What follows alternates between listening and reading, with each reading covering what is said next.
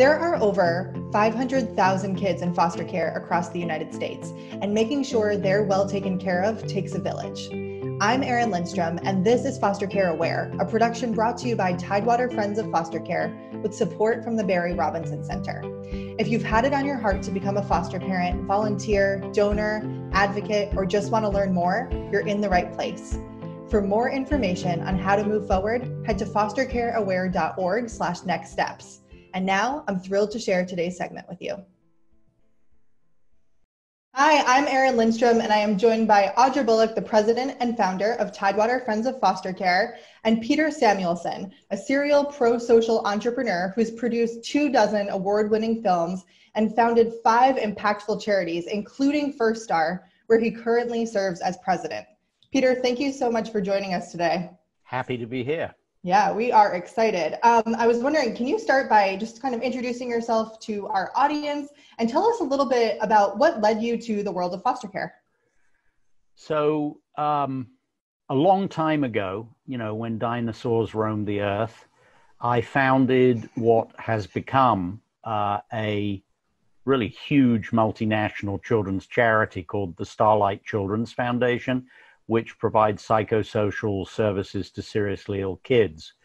By the late 1990s, I realized that the other people on the board were kind of waiting for me to die because there were so many talented people on the board that I really needed to get my derriere out of the leadership chair and let other people lead. So I announced in 1 year, I'm going to stop being the chairman and I'll just be on the board. Knock yourselves out.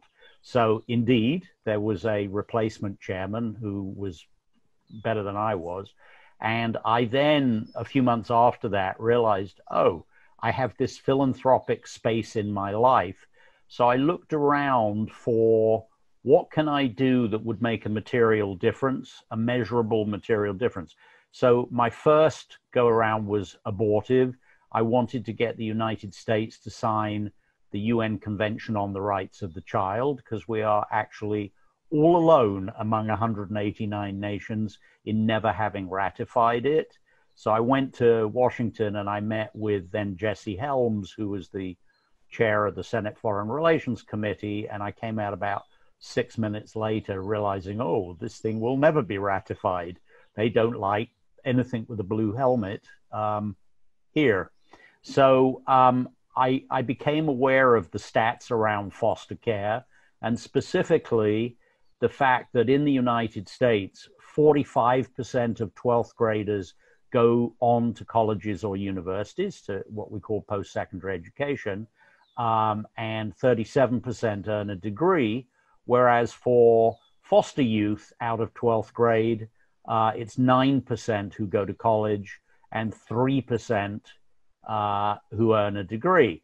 And I thought, well, that doesn't make any sense, does it? Because if there is one thing that could happen in a young life to pivot away from generational repetition of abuse or neglect or indigence or homelessness or, just being poor and achieving not that much, surely it would be education, education, education.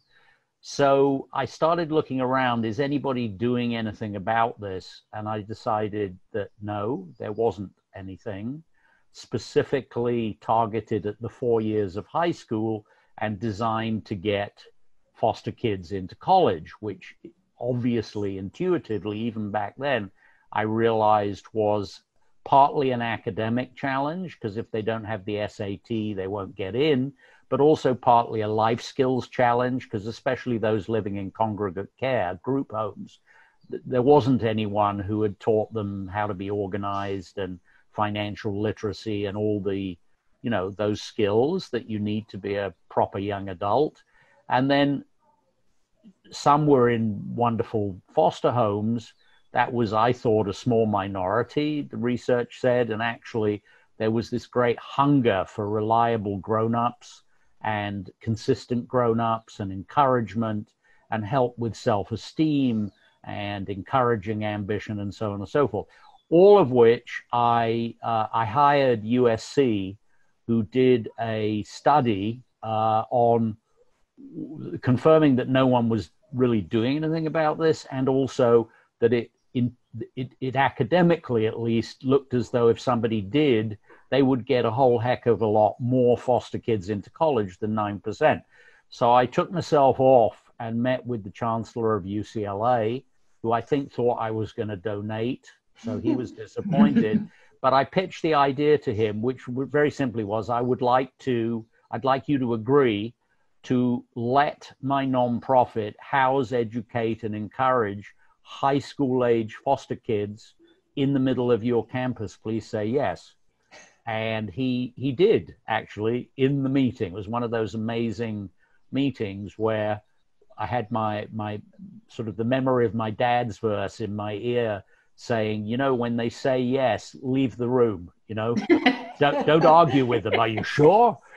So he said yes. It took us about a year to stand it up and plan it, because obviously the devil is in the details. How do you keep them safe?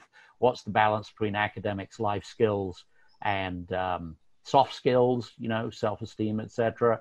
But we invented all of that, really just mostly saying to ourselves, if this was our kid, what would we do about this issue? Oh, you're interested in music? Have you ever had piano lessons, voice lessons? Oh, you're interested in how buildings are built? You know, there's engineers and architects. We could arrange for you to meet with some. And also dealing with remedial academics. Foster kids are shunted around like cardboard boxes. They change schools so often that honestly, it's amazing that they can write their name in the top right-hand corner. Anyway, we invented it. We hired a director for the First Star Academy at UCLA, and we recruited an initial class of 30 rising ninth graders with I thought, a brilliant way of recruiting them. We knew we mustn't look at their grades because they were all awful, because they had, you know, they were so transient in every school. We had kids we met who had attended 15 different middle schools and that kind of nonsense. It's really a very cruel system in terms of any kind of educational encouragement. We had them answer a little essay prompt. Please imagine that it's your 100th birthday party and your best friend who's known you your whole life makes a toast. What would you like them to say? And we just looked for kind of, you knew it when you saw it. We looked for ambition. We looked even for anger. Why do I have to be the one who's, you know, being moved around like this? And why can't there be one consistent grown-up who loves me, and so on and so forth? And we just started. So cutting to the chase, we now have 13 academies, each a partnership with a great big university. They are right across the United States, Los Angeles all the way to Miami. And then we have one, soon to be two, in the United Kingdom. There's another one that's going to happen in Toronto. And there are 3 that are going to happen in Australia. I believe once you prove something, you replicate. And just before I be quiet, the proof of the pudding is in the eating, because we've been doing it now for a whole lot of years. So we've graduated many cohorts of 12th graders. You heard me say 45% of non-foster youth go to college, but only 9% of foster kids. From our academies, well, first of all, 100% graduate high school. And in the most recent 3 years, we've sent 89% to 4-year and 2-year colleges and universities, about 50-50 between 4-year and 2-year. So it's a gigantic success, which makes it honestly, much easier more straightforward to fund, because now the big foundations that want to see outcome stats, I'm seeing someone saying, how can schools and universities in Virginia partner with you? We do have some. We don't have one in Virginia. We're very interested in Virginia because the level of need is great. And the answer is you email me, peter.samuelson at firststar, firststar.org, or via Tidewater, whatever you want to do. And we'll get into it. We have a whole staff that's responsible for expansion. And we're very interested in Virginia. Peter, that's amazing. One of the programs we have is an in-home tutoring program, so we're very familiar with the academic gaps that foster youth have. We're also familiar with the strides that they can make when given kind of one-on-one attention, unconditional support. Tell me, what, in your opinion, has been so successful? What are the ingredients of First Star that make it work for these kids? Because nationally, they have such poor outcomes. I mean, they're getting foster parents, they're getting group homes, some of them are getting stability, but the majority of them are not reflecting that. So what makes First Star so successful? Oh, I think because it's comprehensive, it's holistic. Someone once said to me, there is one category of person who does experience foster care holistically. And I said, no, I'm sure there isn't. The educators don't meet the social workers, the social meters don't understand education, the lawyers and the CASA don't understand any of the above. And the person said to me, well, the child, they understand it holistically because they're right in the middle of it. So I think what makes First Star work is that it's comprehensive.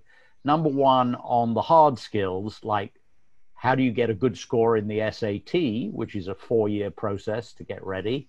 The answer is lean heavily on a university because, they are professional trained educators. They know how to do it. Then you get to university applications and, you heard me say 45% of all American 12th graders actually go to college. Why isn't it higher than that? Why are we very nearly double that? And the answer is because when mom and dad sit with their birth children at the kitchen table to fill out the FAFSA form, it's the blind leading the blind. But when we have our kids in a classroom filling out their FAFSA form, the person standing at the front is the head of admissions of the University of Miami or whichever university it is. If they don't know how to fill the thing in, then nobody does. So subset A would be lean heavily on universities at the stuff that they're good at. In life skills, we drag in people who are subject experts. They mostly aren't at the university.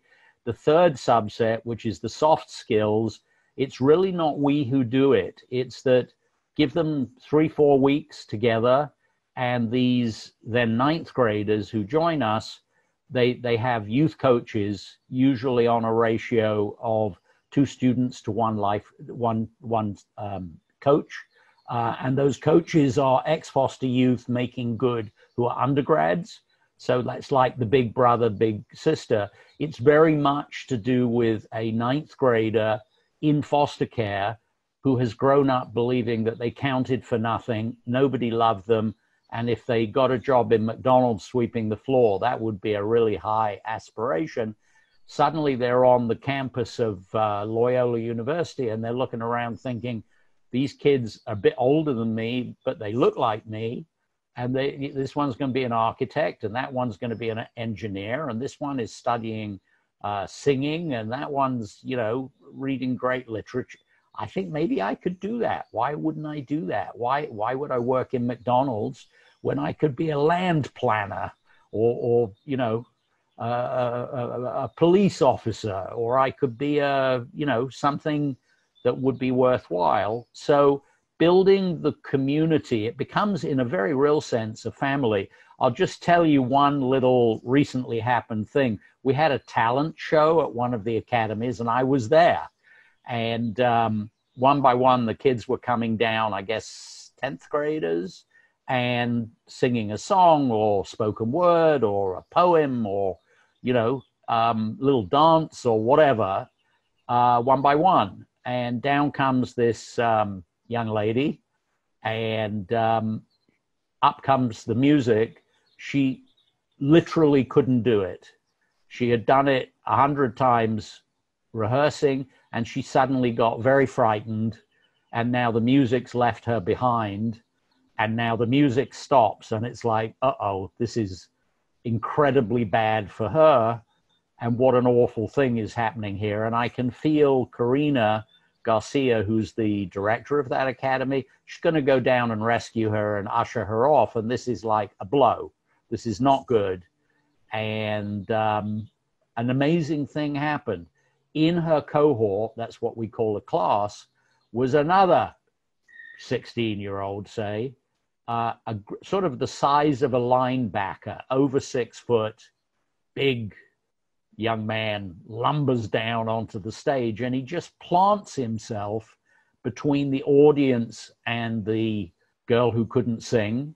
And there's a bit of whispering. And the next thing you know, there's 2 other students who've gone down there, and they're in a little huddle, and then 12, and then 20. And all of a sudden there are 30 kids, whisper, whisper, whisper, and a hand on the outside sticks out and goes, you know, play the music kind of idea. And up comes the music, and invisibly out of the middle of this scrum of 16-year-olds comes this little voice, kind of weak and tentative and faltering at the beginning, and getting stronger and stronger and stronger as she sort of hit her stride. And by the end of the song, several things. Number one, she's belting it out, sounded like, you know, Beyonce or something. Secondly, every adult in the whole place was crying, including me. And thirdly, the song ended, the audience went bonkers and stood up and applauded, and down off the stage came the 30 kids with their arms around each other, with her in the middle. And I thought, this is the bit of First Star that we actually can't do with curriculum, but the kids do it themselves as soon as you allow them what oughtn't to be a human privilege, the right. I think it's a basic human right to be loved, to be encouraged, to be part of a family that doesn't go away, to have reliable grown-ups who don't go away, etc. As soon as you do that, it's like watching flowers grow. And I think that's the secret sauce in what we do. Yes, you have to teach to the SAT and the ACT. Yes, you have to teach financial literacy and sex ed and all the rest of it, the living skills. But you also have to just make a place and a time and a repetition that gives the kids the ability to make their own family. And they become completely fiercely supportive of each other. Each group has an online kind of clubhouse that only they and staff and the youth coaches can get into. It's amazing.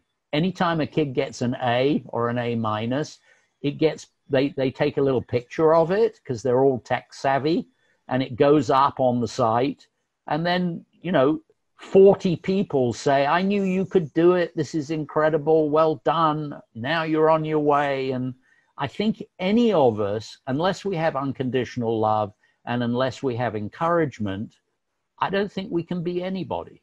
I completely agree. I think there's a good lesson in here for a lot of our prospective parents, Peter, particularly with the group that you work with. You're working with teens, and a lot of us are afraid of teenagers. They're sometimes hard people, and we know that when they have trauma histories, that those behaviors can be overwhelming. Tell us a little bit about, you know, let's help belay some of the fears that prospective parents have, maybe that these kids are disruptive or out of control, or that they're going to come into our home and wreak havoc and then go home to a less than ideal circumstance. What do you say to bring parents on board for kids like this?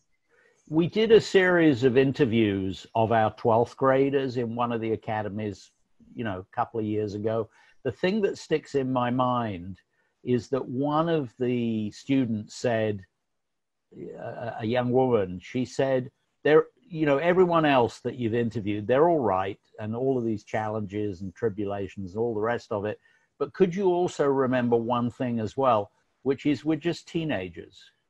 And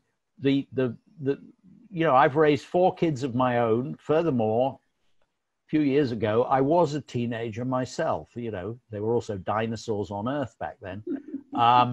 But you know, I can remember doing mad things. I can remember breaking curfew, getting home and not daring wake up my father, and climbing up a drain pipe, shimmying along a half brick wide while holding on the upper bricks on the grout and getting into a window that was open, you know, that there were flagstones 3 stories below. Teenage kids do mad things.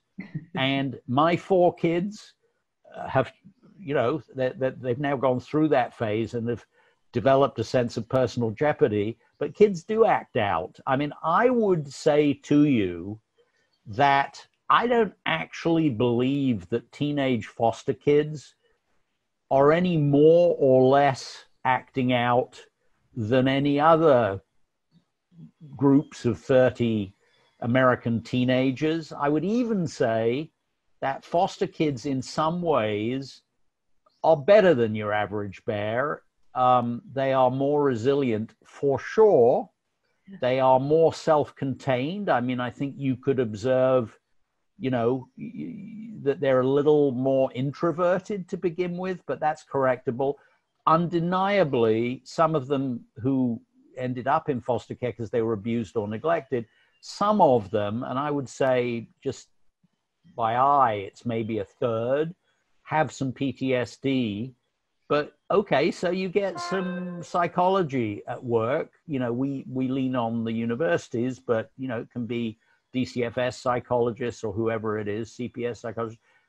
These things have solutions. I mean, one of the things that is so valuable is that what we say to the students is all of us, and including you, carry baggage.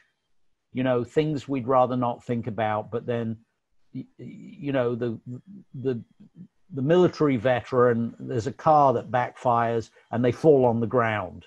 These things live in our subconscious. What we have to help you do, and you have to help yourself do, is to unpack them, lay them out on the table, as it were, understand them, realize that you're not alone. And one of the great strengths of a group situation, and of course we do it in First Star every day, but there's no reason why it can't be done locally in Tidewater. I think foster parents, CPS doesn't necessarily manage foster parents and support them terribly well. I mean, they're bureaucrats, God bless them, that's a job. But the soft skills of being a foster parent, like why don't foster parents meet without the kids there and talk about, you know, there's just about anything in life you can learn from other people. So I think any opportunity to learn from other foster parents who are a little ahead of you.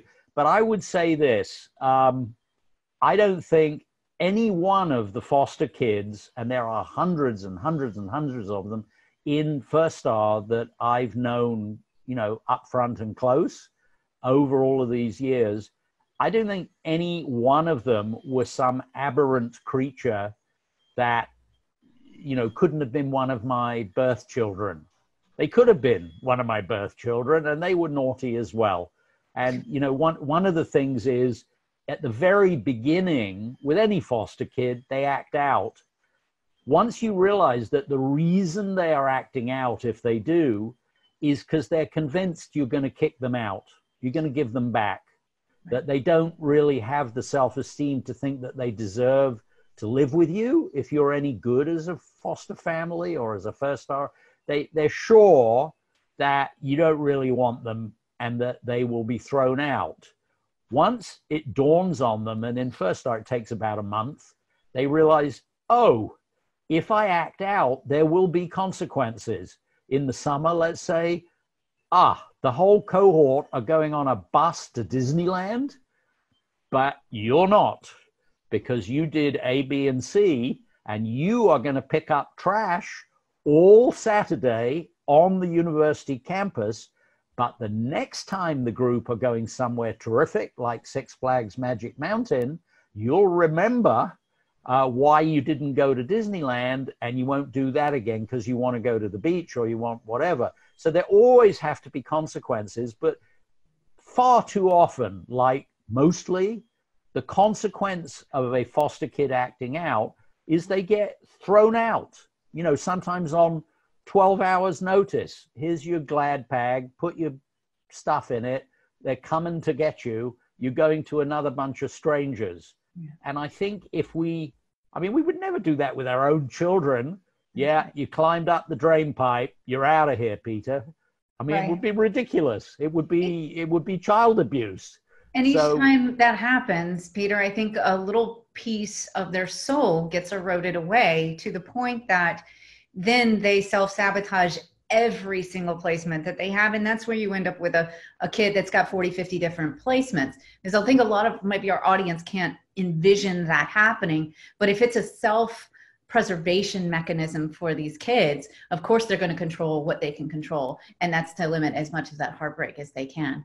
It's incredible perspective you have. I think also another thing, just to be a little direct and straightforward, is you have much better choice of a teenager to take into your home than of a nice fluffy, 2.5-year-old, because everybody wants the nice fluffy 2.5-year-old with the pigtails.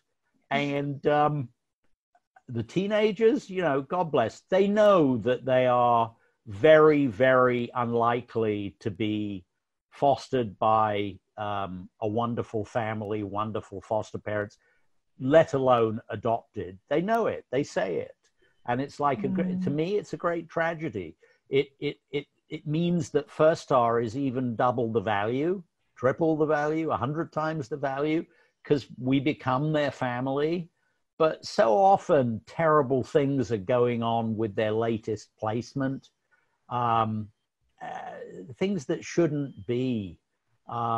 It's one of the things we never talk about is generational repetition. And I actually spoke in a conference in Calgary, Alberta, 18 months ago or so. And there was a university professor whose life work is studying generational repetition. And she could put hard numbers on it, which was 2/3 of the neglectors were themselves neglected as children.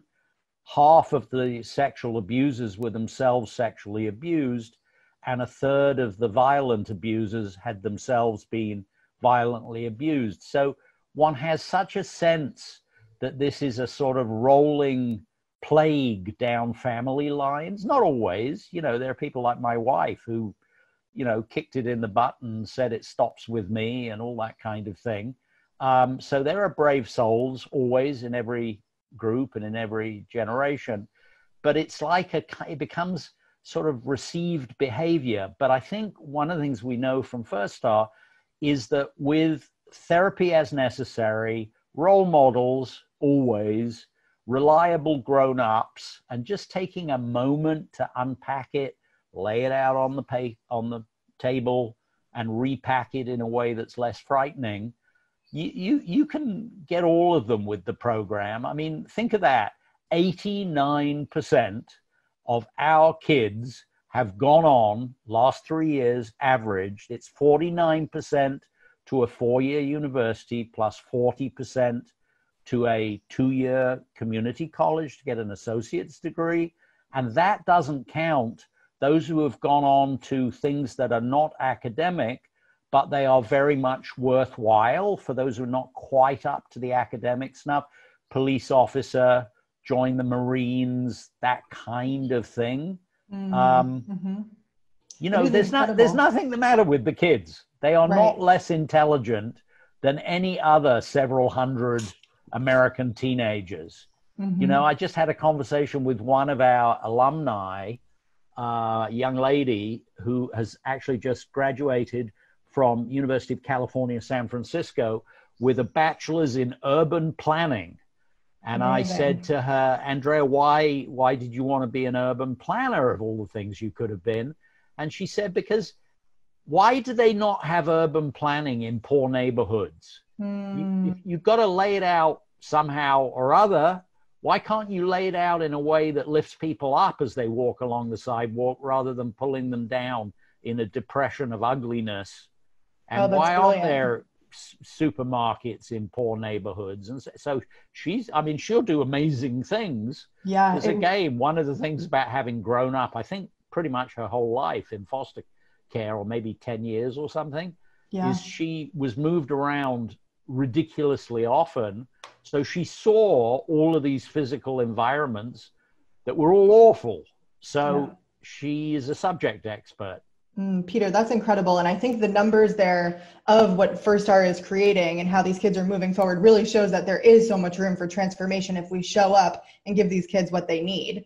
I would love to shift a little bit, and I'd love to hear more about your film Foster Boy. Would you share a little bit with us, kind of a quick overview of the premise and what drove you to produce this film? Well, it sort of fell on my head. I mean, I'm obviously passionate about this country doing better for its foster kids. There are nearly 500,000 of them at any given point in time. They measure it every September 30. I think it was 460,000 the last time they measured. That's a lot of young people, especially if they're on a hiding to nowhere. So I'm obviously passionate about doing better. I see foster care as the last great civil rights struggle that never even started, for the simple reason it's the only one where it's children. You know, they don't vote, they don't have any money. Half of them don't even know that they're hard done by. They just think, this is my life, it's not very good, and I'm stuck with it. Right. And, you know, you've never read an op-ed by an underage 18 foster kid. The whole thing is blanketed in secrecy. They're not allowed to have their voice, so there's no noise. And in America, you don't get your civil rights unless you make noise. You have to march, you have to chain yourselves sometimes to the railings and so forth.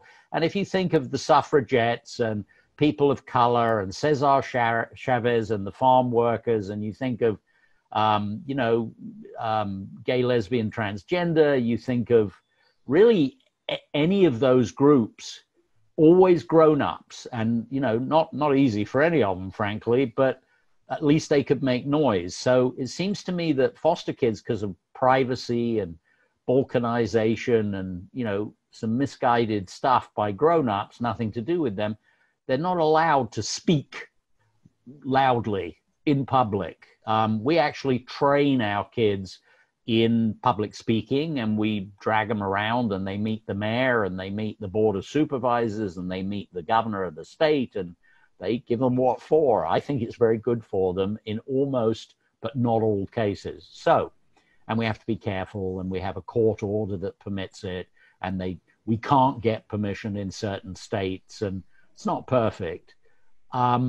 So the film, I lectured in screenwriting for social purpose to the master's class, the MFA, at the University of California, Riverside campus. So I'm doing this lecture, and as you would imagine, because it's master's students, it's all, you know, young adults in their mid to late 20s, except there's this one man in the middle who looks to be like in his 50s. And I'm thinking, oh, he's like the token mature student in the group. So he's the one who came up to me and said, can I buy you a coffee? So there we sit after the lecture in the Starbucks at UC Riverside. And he says, my name's Jay Deritani. I'm a very, very successful corporate litigator in Chicago, one of the top 2 or 3. I've made a compelling amount of money. He said, but what I do for love is I represent foster kids. And I said, oh yeah, Jay, that's fantastic. Why do you do that? And he said, well, it's sort of a strange story. I was coming out of a courthouse after just winning a massive settlement, millions of dollars. And this judge who knew me came up to me and said, Deritani, why do I never see you doing the pro bono work? And I said, well, you know, Judge, I'm so busy and I fly all around to take depositions and I don't have time, but don't worry, I give tons of money to charity. The judge apparently said to him, no. Not enough. This is not an elective. This is a material obligation that you have agreed you owe to the Illinois State Bar, and come with me. So he drags him by the cuff along the corridor, and there's a sort of 17, 18-year-old African-American teenage boy chained by the ankle to a bench. And the judge says, young man, this is Mr. Deritani. He's one of the best lawyers in Chicago. Today's your lucky day because he's going to represent you. And Jay is saying, no, Judge, seriously, I have a plane to get. And the judge said, Mr. Deritani, this young man has nobody, but that's okay because today he has you. Have a nice day. And he went away. So Jay told me this whole story of getting to know the young man. He was an ex-foster youth. He had been serially raped in a group foster home on a farm. And the so Jay and the FFA, the foster family agency that had placed him there, knew that the older kid, who they also then placed there, they knew he was a repetitive sexual predator. They never told the people running the group home. And in fact, they destroyed the files because they wanted to get this kid off their hands and place him. And then the older one, who was obviously a huge challenge. So they just sort of didn't protect anybody. So Jay said, you know, my job as a litigator, I sue bastard companies for a living, you know, because they built an unsafe water heater and that kind of thing. We'll get you damages. So he told me this whole story of how it wasn't easy, but it was sort of like a John Grisham story. And in the end, he won $8 million for the young man in damages in civil court. I said, Jay, you know, you're learning to be a scriptwriter here. You must be quite good by now. You've been in this program 2 years. I said, why don't you should write this. And he said, yeah, I was thinking that. So I forgot all about it. 6 months later, I open an email and he's written the script. And I thought, oh, you know, if you're a producer, everything anyone ever sends you is awful. I mean, almost to the point where you should never take the time to read a script by an amateur, because it's a skill. You've either trained and got the skill and written the statutory 30 awful scripts before you have really the right to make anybody read your work. So, but anyway, I thought, well, now I've met him, I got to read it. So I read it actually twice. I thought it was fantastic. And I phoned him on the Monday morning and I said, you know, I think this is a film. And he said, you know, it's even a little bit better. Oh yeah, why is it better? He said, well, I've raised, I think, quite a lot of money. And I said, really, how much have you raised? He said, $3 million. I said, no shit, how have you managed to do that? And he said, well, I've represented all these people who've won tons of money. And when I told them I had written this script, they said, you know, we might really like to be an executive producer. And, you know, if you need equity investment, let us know, because we might like to contribute it. And I said, well, I think this would cost about $5 million. And I know where to get the other $2 million from the industry, from distributors and this and that. So we made it. It's turned out really well. There are over 100 nonprofits working in the foster care space who have signed up to, you know, hold a screening. Of course, with the COVID-19, our distributor hasn't a clue when people will start seeing films in theaters. Is it August? Is it January? Right. Who on earth knows? Is it never? Nobody knows. Should we just sell it to Netflix and move on?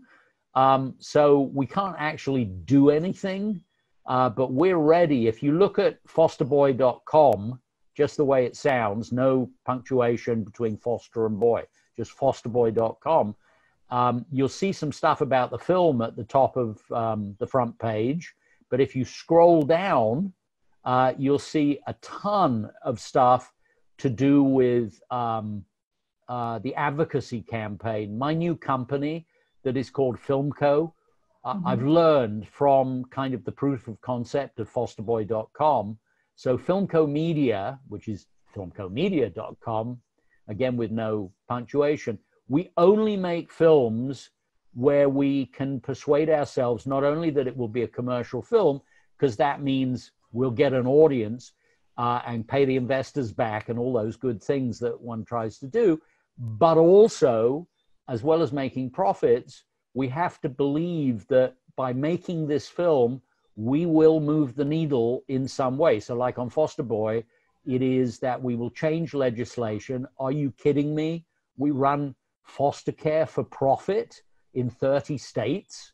What kind of nonsense is that? How will someone paid a bonus for every kid that they cram into a foster home? How will they ever do their job in the child's best interest? I'm a big capitalist. I believe in it every day of the week.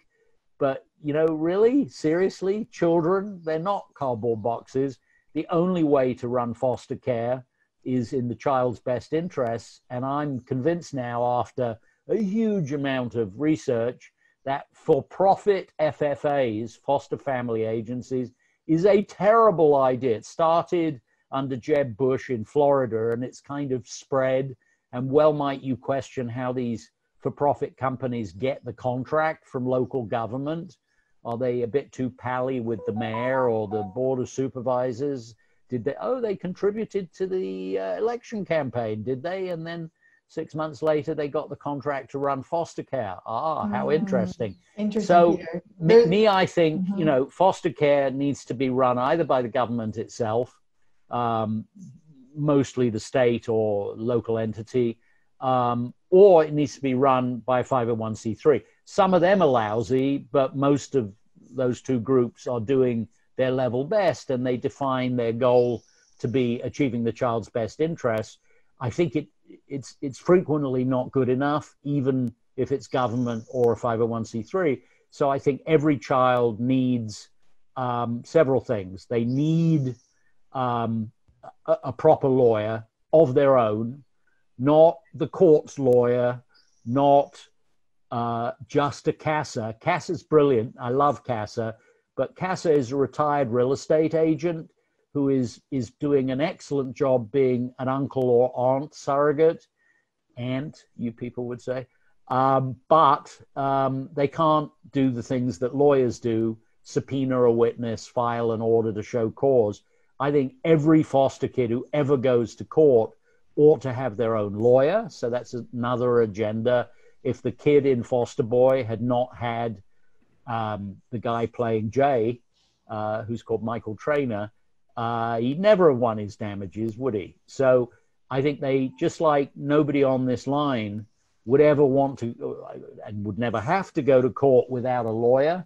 You know, we give axe murderers who've been convicted, we give them a lawyer who's allegiant to them. So I think they all need a lawyer. God bless, give them 3 CASAs, you know, as well, but not instead of the lawyer.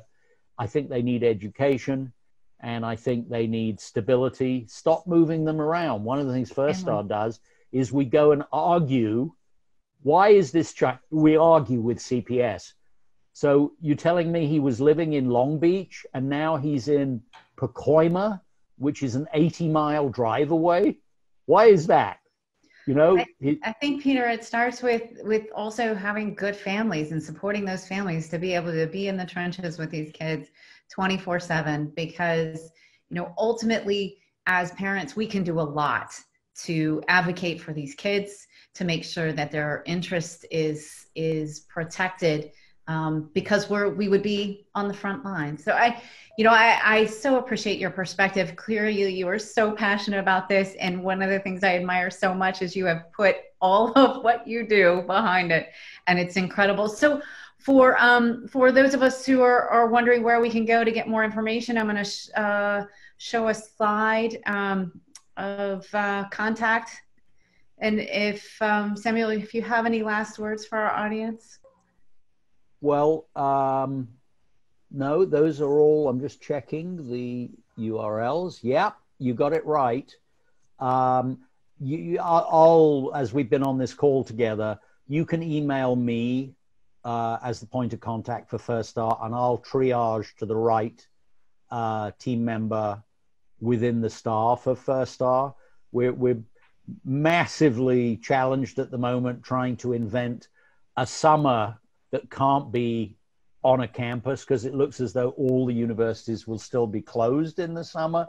So, you know, how do you do First Star on a Zoom call? The answer is with some difficulty, but you do it anyway. Right now, the immediate challenge, we're having a graduation for, I think it's about 200 students who are all leaving 12th grade, and we were damned if we were not going to have a graduation. So we have FedExed a cap and gown to all of them and some other goodies, and we're going to have everybody on one gigantic Zoom call in a couple of weeks, and we're going to go one by one alphabetically, they can't walk, the platform, but they're going to get to announce which university or military or whatever they're going to.